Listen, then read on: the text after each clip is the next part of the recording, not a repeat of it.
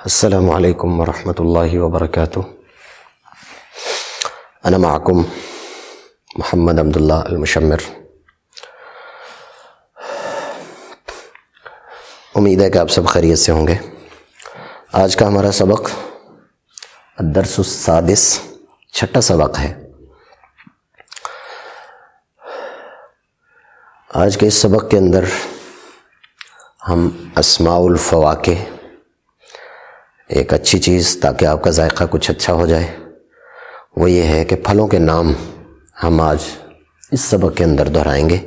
عمومی طور پر ہمارے ہاں جو پھل استعمال کیے جاتے ہیں ان کے نام، اسماء کا مطلب ہوتا ہے نام، الفواکہ فاکہۃ ان کی جمع ہے، جس کا مطلب یہ ہوتا ہے کہ پھل۔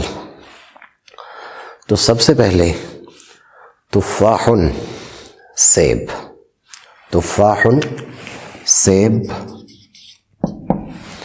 برتقال مالٹا، موز کیلا، بطیخ تربوز، عنب انگور،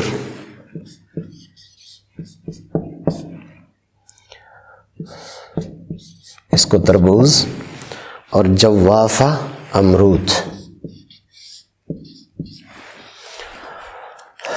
پھر دوہرا دیتا ہوں، تفاح سیب، برتقال مالٹا، موز کیلا، بطیخ تربوز، عنب انگور، جوافہ امرود۔ مانجو آم کو کہا جاتا ہے،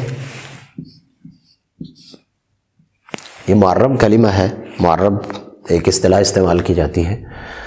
3 انجیر کو کہتے ہیں، زیتون، زیتون کو کہتے ہیں۔ ان دونوں کا تذکرہ قرآن پاک میں ایک ہی جگہ پہ آیا ہے، والتین والزیتون۔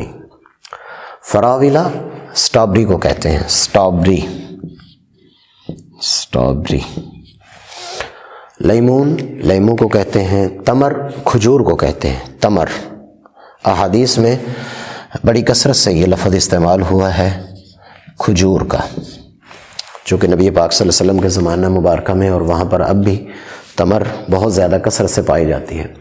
فول سودانی، فول سودانی مونگ پھلی۔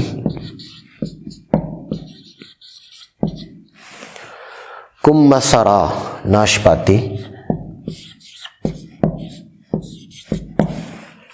جوز الہند ناریل، رمان انار۔ اس کا لفظ بھی، یہ والا لفظ بھی حدیث پاک میں استعمال ہوا ہے۔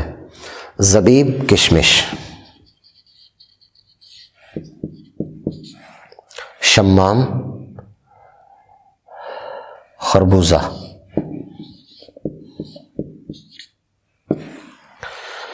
تو ان الفاظ کو تفاح سیب، برتقال مالٹا، موز کیلا، بطیخ تربوز، عنب انگور، جوافہ امرود، مانجو آم، 3 انجیر،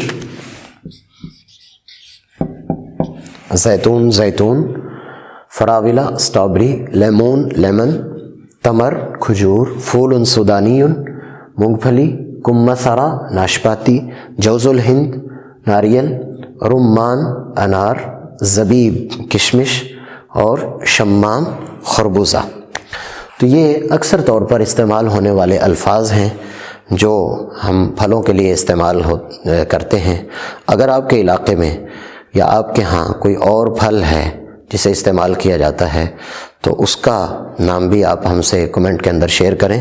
انشاءاللہ تعالی ہم کوشش کریں گے، جب ہمارے پاس بہت سارے نام ایسے اکٹھے ہو جائیں گے، آپ کے سوالات اکٹھے ہو جائیں گے، تو ایک خالصتاً سبق آپ کے سوالات کے جوابات اور جن چیزوں کے نام آپ کو چاہیے ہوں گے جو آپ کمنٹ میں لکھ چکے ہوں گے، ہم ان سب کو اکٹھا کر کے ایک باقاعدہ سبق کے اندر ان سب چیزوں کا احاطہ کریں گے۔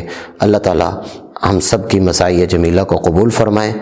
اللہ حافظ۔ السلام علیکم ورحمۃ اللہ وبرکاتہ۔